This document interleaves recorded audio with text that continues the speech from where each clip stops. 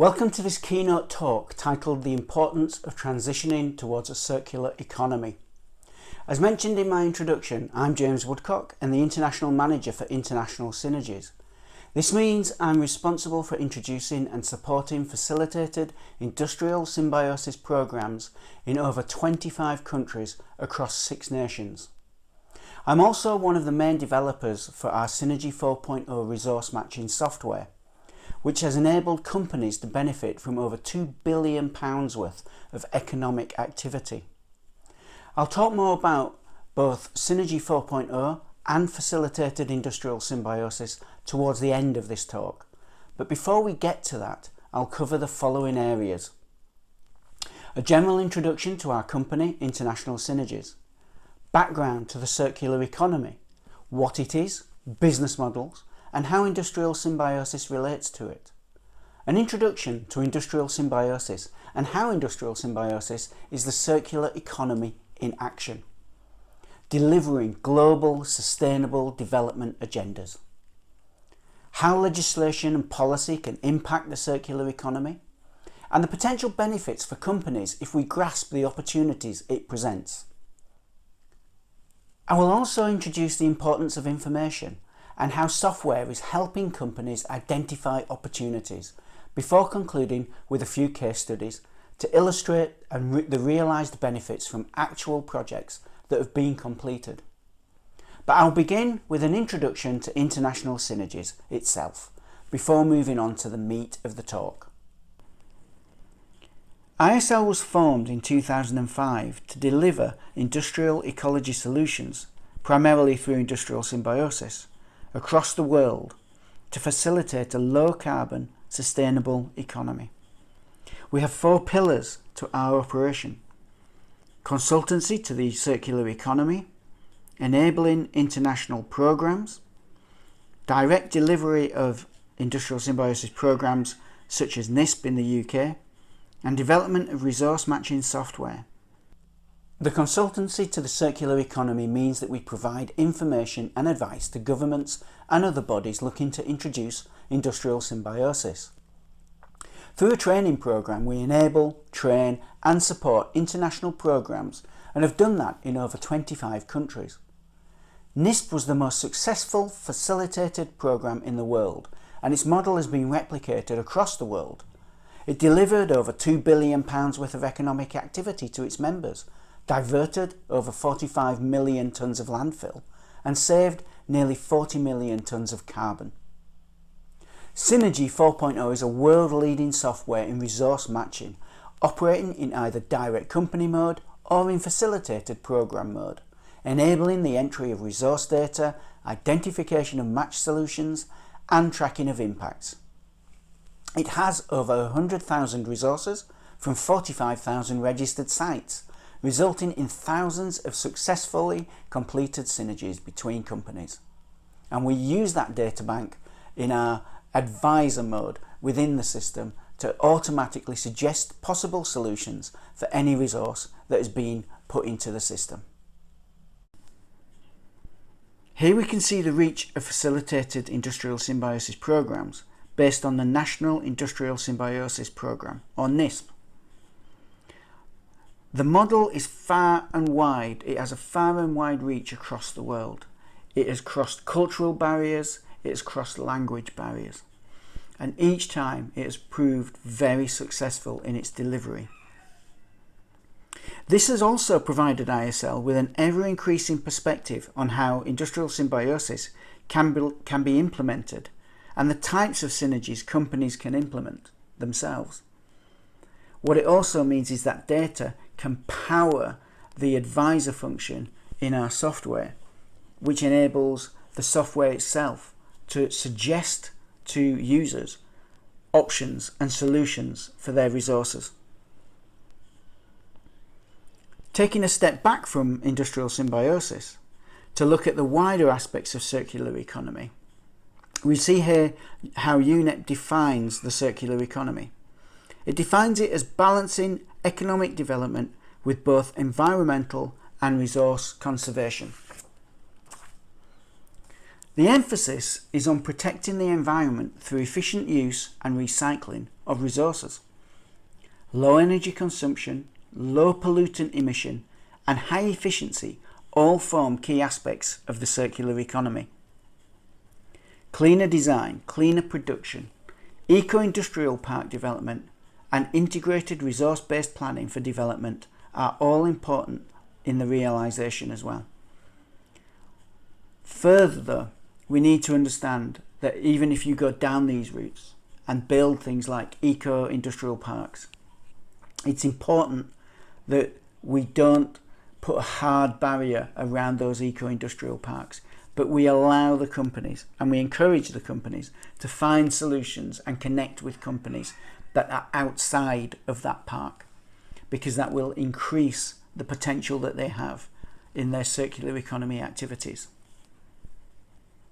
The European Commission emphasises the benefits that will be achieved, including reducing pressure on the environment, enhancing the security of supply of raw materials, particularly the 20 or so critical raw materials, increasing the competitiveness, the innovation and growth of companies with the added benefit of creating new jobs in an ever-changing economy. We can see here in this illustration from Accenture the different business models that support the circular economy. We can see that there are many entry points towards the circular economy, ranging from recycling and upcycling to remanufacturing and using waste or byproducts as a resource. Industrial symbiosis cuts into or supports many of these models as it connects businesses together to access resources without really worrying about what business model or process will be used. It is all about making sure resources remain in the supply chain with extended life through information sharing and resource matching. So why is the circular economy so important? With many options available to us to become more efficient and less impactful on the environment, what makes the circular economy so important? Well, here we can see in a study carried out by CREDS that resource efficiency has the greatest potential for mitigating carbon impacts. We of course need the full suite of options available, but resource efficiency and the circular economy are clearly in the top 3 of what we need to be doing. So let's move to industrial symbiosis and why we see this as being so important to the circular economy. In 2018, a CEN workshop produced an agreement on what industrial symbiosis actually was. This agreement was important as it defined resources using a broad brush, including waste, byproducts, materials, very important, but it also included energy, water, logistics, and even expertise in that definition. So soft resources were just as important as hard material resources. All of these are important aspects and result in that important endgame, that we keep resources in productive use for longer. We often refer to IS as the circular economy in action. We do this because it produces practical, tangible results. It also supports many global agendas. Through producing resource efficiency, it mitigates climate change, both through reduced emissions and through finding practical uses for those emissions that could also contribute towards climate change. Industrial symbiosis has a demand pull on eco-innovation. People ask, what can we do with this resource? What might be able to replace this virgin resource that I currently use? How do I make it easier for people to access information and technology? And that is why things like logistics, expertise and capacity are included in the CEN definition of industrial symbiosis. We've seen through this pandemic companies being nimble and agile in their response to what is required, be that changing their manufacturing processes to manufacture ventilators or using different resources to manufacture face shields.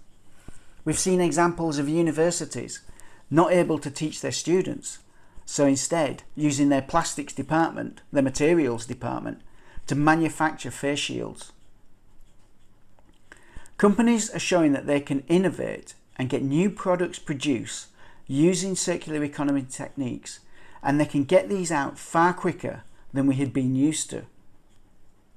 What was further interesting though in this development is that function became the overriding concern rather than form.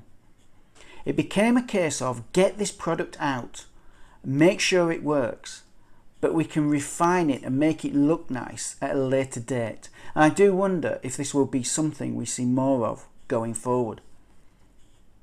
But back to our diagram here. We see that it supports green growth. We're not just looking at green jobs, but good green jobs. Industrial jobs, manufacturing jobs. Being able to address the informal sector and bring them into legitimate businesses. Increasing the amount of money they earn and their standards of living. The Binners project in Vancouver is an excellent example of this, and there are similar projects across the world. Our final pillar is supporting the United Nations Sustainable Development Goals. Of the 17 development goals, industrial symbiosis directly supports 6, while indirectly supporting the remaining 11. It's important that we expand the message that the circular economy goes beyond recycling. Not all options may be available to all wastes, so it is important to understand what the best option may be and to be able to offer up a range or suite of options that can be used or be available when dealing with different types of wastes or resources. And that means it is important for governments to understand how their policies and regulations can impact success or failure in implementing the circular economy. Here we can see the progress of European Union legislation over the last decade or so. There has been an ever forward move towards promoting the circular economy. 2018's update of the Waste Framework Directive acknowledged the need to consider industrial symbiosis solutions for waste. And since then we have seen several countries move towards connecting waste legislation and tracking of wastes to industrial symbiosis. What that means practically is that quite a few countries have already gone down the route of building their own systems where companies will log into that system, book their waste transfer within that system, and also be able to then look at potential industrial symbiosis solutions that could apply to their waste. Countries are increasingly bringing forward their carbon reduction targets, shifting from fossil fuels to renewable energy. All of these moves favour the circular economy and increase the commercial viability of solutions and opportunities that may not have been commercially viable a few years ago. In the UK, we have a landfill tax. This started small, but is currently at £96.70 per tonne. This is for non-inert material. Now, this has had a profound effect on the economic viability of industrial symbiosis opportunities. What it also means is we know how it's going to go up each year, which means you can progress, you can prepare for when the economic material, the economic activity means that an industrial symbiosis solution for your resource will become economically viable. Couple that with end of waste and byproduct legislation, and we can see the importance that policy has and will have on the growth of the circular economy. So what is industrial symbiosis, and why do we see it as being so important to the circular economy? Well, it's a network of diverse organisations, all types and all sizes. All sectors are included, from construction, manufacturing, the support sector, the third sector. All sizes, multinationals, SMEs and even micros are included. but ultimately we're looking to create opportunities for all resources that will create profitable transactions through substitution of inputs, finding value-added outlets for outputs, or improving processes through shared capacity and knowledge. We've touched on some of the economic drivers earlier, but we can see here some of the more pressing issues. Will resources become more expensive? Look at what is happening with chip availability in the short term. Critical raw materials are a serious concern, whether we have enough and also who controls the market. Carbon itself is becoming a greater issue, especially Scope 3 carbon. We can see here how important Scope 3 carbon is, both upstream and downstream. Some estimates put Scope 3 emissions as being 97% of all carbon emissions. So it is critical that we include Scope 3 in any plans we have to tackle carbon emissions in both the short and long term.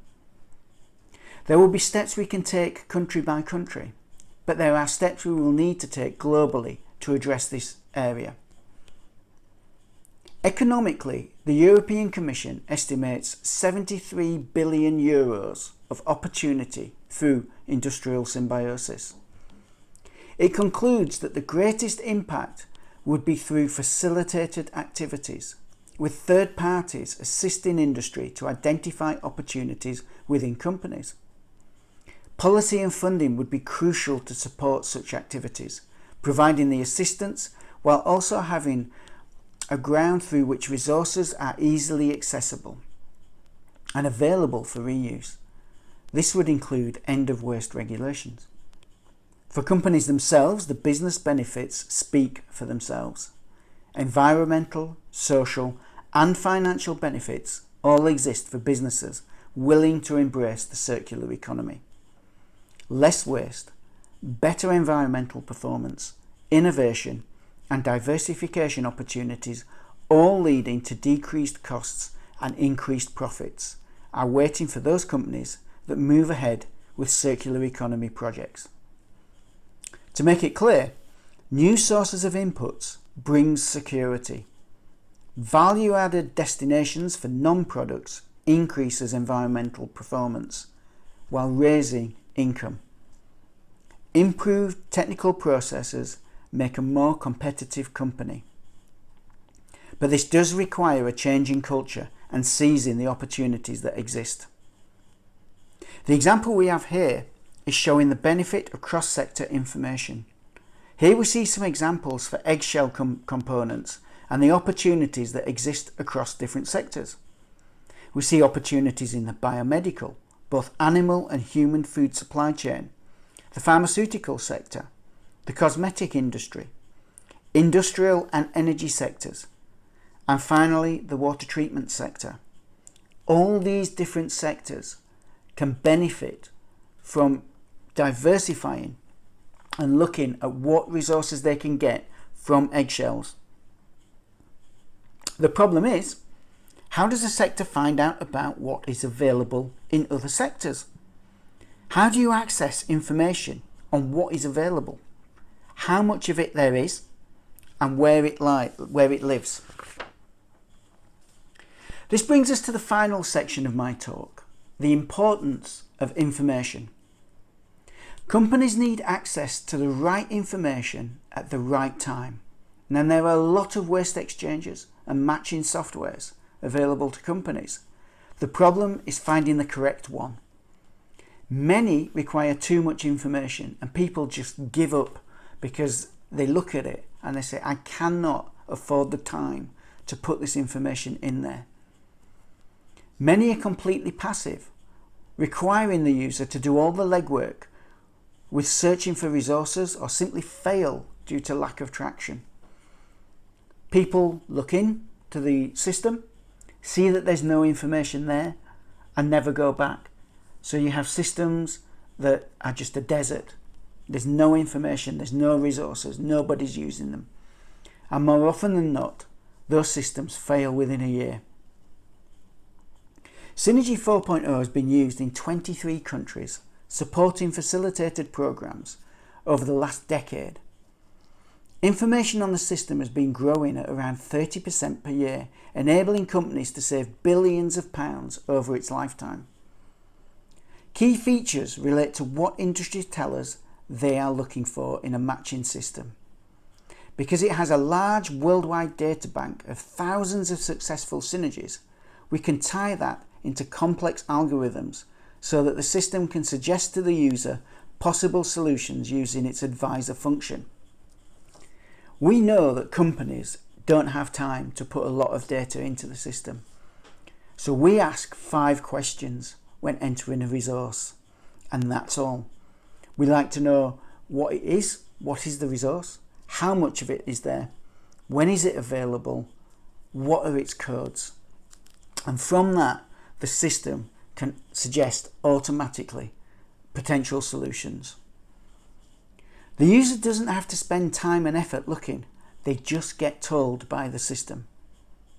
We also use coding systems to classify the resource, which means solutions are not dependent on what the resource is called, or whether it is spelt correctly, or whether it's in a different language.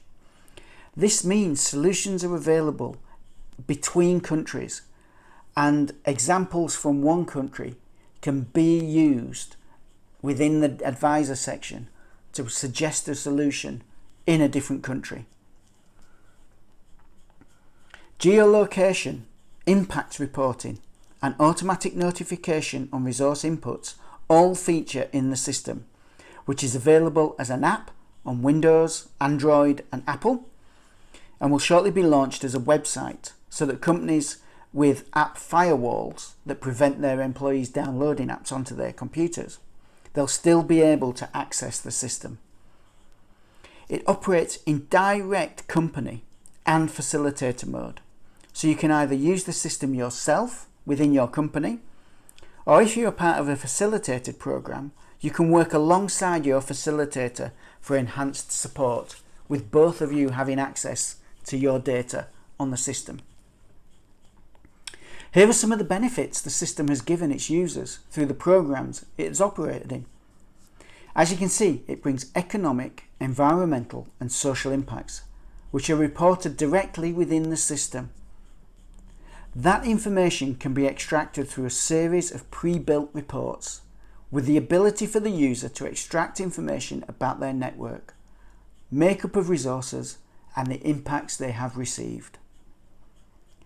Europe recognises the importance of information, and the CertClean project is seeking to build the first pan-European network for businesses and SMEs. Built on the Synergy 4.0 platform, the tool will help businesses achieve readiness for IS, enter their resources with suggested matches being presented from the system, and then report impacts in a consistent format, ultimately leading to receiving a label depending on how far down that path the company or the user would like to go. It is also hoped that countries that have their own matching system will be able to extract that data into the CertClean network to provide consistency of reporting, so you will be able to compare how you are doing and benchmark yourself against the standards from other countries. Now, I've mentioned facilitation a few times today and just want to touch on why we believe it to be of importance. Many companies, we find, may not be able to dedicate the time to do the legwork to progress the initial stages of synergy matches. We find the involvement of facilitators in these early stages to be of great help. They also help towards the end with the construction and the calculation of reports and impact reporting. They have the ability to search the network, research latest innovations for resources, and even transport samples between companies.